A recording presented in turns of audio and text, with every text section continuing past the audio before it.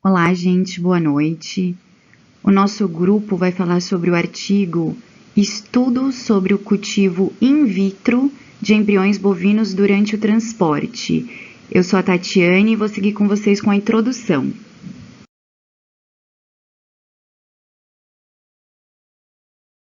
Bom, a gente começa a nossa introdução aqui falando de um tema já bastante estudado durante o nosso curso de medicina veterinária e principalmente o professor Adriano trouxe bastante conteúdo para a gente na primeira aula do semestre de biotecnologia da reprodução, falando da importância da pecuária brasileira no cenário econômico mundial e nacional. A gente falou bastante também sobre a limitação da adoção de técnicas de reprodução assistida dentro da pecuária, o quanto o nosso número ainda é baixo nesse mercado e o quanto podemos melhorar. E mesmo assim, o Brasil já figura como o maior rebanho comercial do mundo e é o maior exportador de carne bovina também. Logo, a gente sabe que quanto maior investimento houver na área de biotecnologia da reprodução, quanto maior for a pesquisa realizada dentro desse segmento, quanto maior for a instrução dos pecuaristas sobre a importância econômica que os procedimentos de fertilização podem agregar, maior será o nosso resultado a nível mundial e de produção. A nossa extensa faixa territorial é algo que pesa bastante nesse quesito, porque ela meio que inviabiliza os processos de fertilização in vitro, porque os grandes laboratórios estão localizados sempre num eixo central sul-sudeste, enquanto os grandes centros de criação bovina estão localizados cada vez mais para o interior, eixo norte, nordeste, enfim. Então, essa dificuldade do meio de transporte e os possíveis prejuízos na viabilidade dos embriões ou nas taxas de prenhez poderiam levar à inviabilidade total dos processos de fertilização nos centros mais distantes. E é sobre essas questões de meio de cultivo que o trabalho vai abordar. Bom, como já sabemos, dentre todas as biotecnologias da reprodução, aquela que se destaca por aumentar de maneira expressiva e efetiva o número de descendentes de animais de alto valor genético é a FIV, a fertilização in vitro, ou PIV, que é a produção in vitro de embriões, como queiram chamar. Justamente por essa razão, por ela ser a que garante animais com maior produtividade, as pesquisas em torno dela são constantes e giram em torno de todo o processo, desde sua função ao desenvolvimento e metabolismo dos gametas e embriões, a adoção e procura por fármacos cada vez mais seguros e eficazes, a utilização da ultrassonografia durante todo o processo e aos meios de cultivo e transportes de embrião cada vez mais seguros. E, como já falamos, é sobre esse último tema aqui que o nosso trabalho vai falar.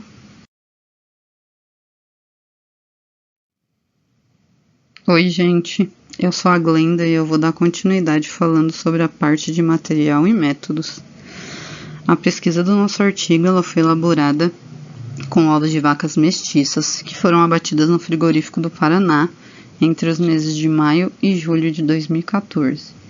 Depois do transporte dos ovários, foram até o laboratório do Centro de Biotecnologia da Reprodução. Foram transportados em garrafas térmicas com solução fisiológica e sempre mantida na temperatura de 35 a 37 graus. Chegando no laboratório, os ovários são lavados com álcool 70% e solução salina, depois mantidos em banho-maria a 37 graus. Imediatamente após a lavagem dos ovários já é feita a aspiração dos folículos. Os folículos são aspirados com agulha e seringa e colocados em tubo Falcon. Esse material depois então é transferido para as placas de Petri. O período total entre o abate das vacas e a aspiração folicular não ultrapassou 2 horas.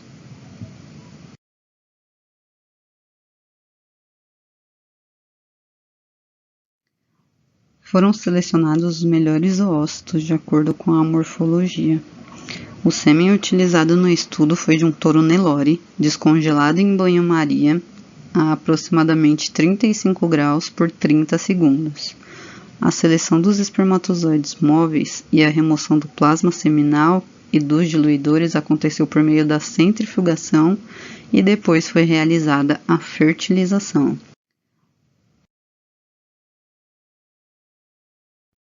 Após 24 horas de fertilização, todo o material obtido foi cultivado in vitro.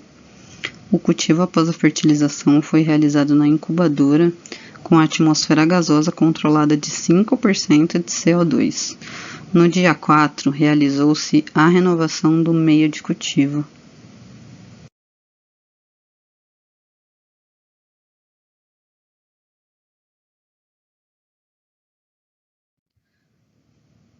O total de material obtido até então foi dividido de forma aleatória, nos 3 grupos de tratamento proposto, T-controle, T48 e T24. No tratamento T-controle, as estruturas permanecem em cultivo por todo o processo de estudo durante os 9 dias.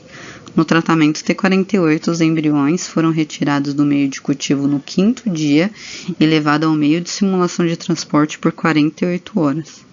No tratamento T24, os embriões foram retirados do meio de cultivo no 6º dia e foram levados à simulação de transporte por 24 horas. Para fazer a simulação do transporte, os embriões são transferidos para tubo de acrílico, os tubos são tampados com rolha de silicone e vedados com parafilme, para assim simular o transporte de 48 e 24 horas. Depois eles são levados ao transportador, que é o WTA, e mantendo uma temperatura de 38,4 graus. Após o término desse período, as estruturas retornam para a mesma placa de cultivo, onde estão sendo cultivadas na incubadora anteriormente. As variáveis analisadas no trabalho foram realizadas sob estudo casualizado com 3 diferentes tratamentos, no caso, o T-controle, o T24 e o T48, e em cada tratamento foi realizado 5 repetições de cada.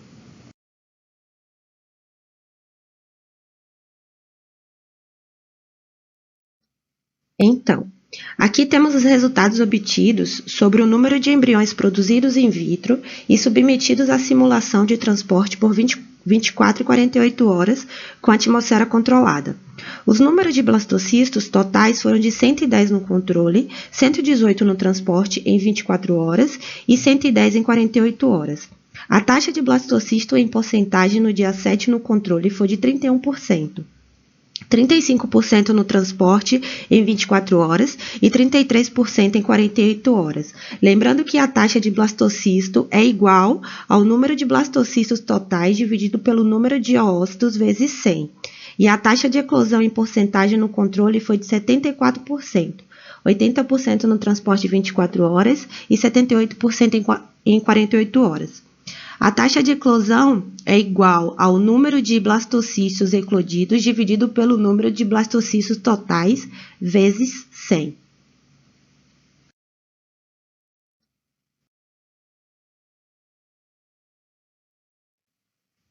Bem, com os dados obtidos, verificou-se que não houve diferença entre as taxas de blastócitos, que foi satisfatória em 33%, mesmo quando o transporte foi prolongado. Brum descreveu que a média nacional da taxa de embriões é de 35% de blastócitos no dia 7 de cultivo. Loyola avaliou um programa de produção in vitro de embriões bovinos, cuja maturação oocitária e cultivo embrionário ocorreram parcialmente durante o transporte.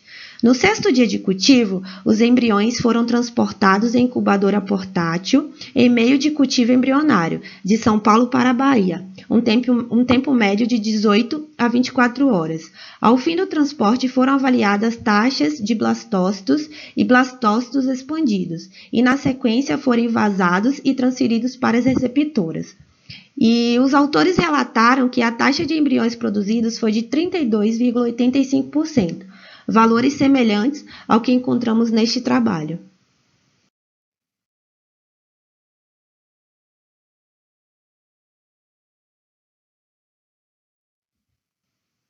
Alves avaliou a influência no transporte de ócitos com uma duração menor de 6 horas na produção in vitro de embriões, que gerou uma taxa de embriões de 33,6%.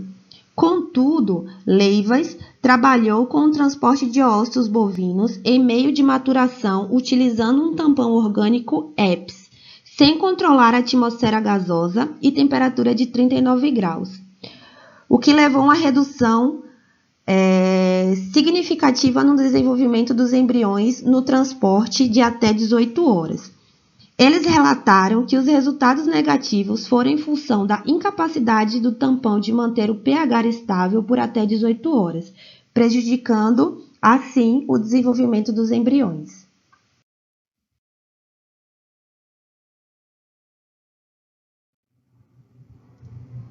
Acredita-se que os resultados positivos nesse trabalho sejam em função da menor variação do pH do meio, que foi obtida controlando a atmosfera gasosa e controlando a temperatura na incubadora portátil.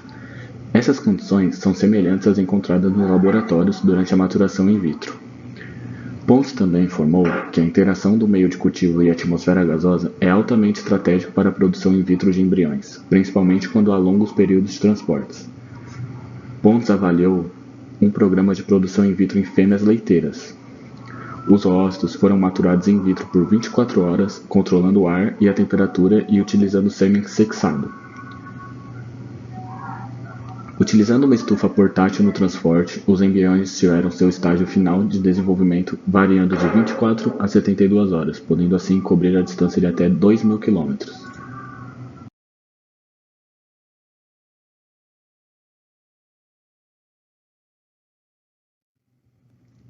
Miranda relatou que ainda são necessários estudos mais abrangentes visando o aperfeiçoamento do sistema de produção de embriões in vitro, com relação ao cultivo, transporte e manutenção, apesar que atualmente existem vários modelos de incubadoras portáteis e de fácil transporte, desenvolvidas especificamente para cultivos de ócito.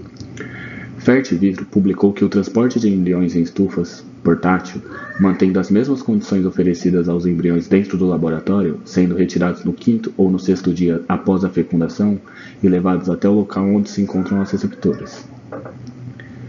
Sendo assim, o criador pode manter suas doadoras em uma área menor, próximo ao laboratório, e enviar seus embriões para regiões mais distantes, resultando assim na melhora genética de seu rebanho de forma rápida e consistente.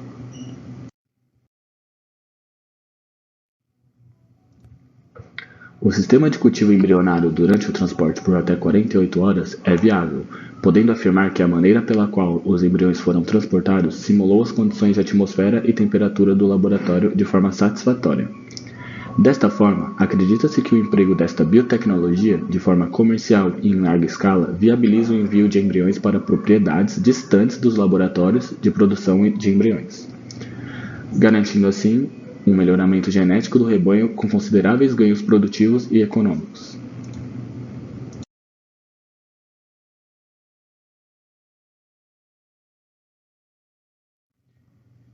Em nome do grupo, agradecemos a atenção de todos. Espero que tenham gostado do trabalho. Boa noite.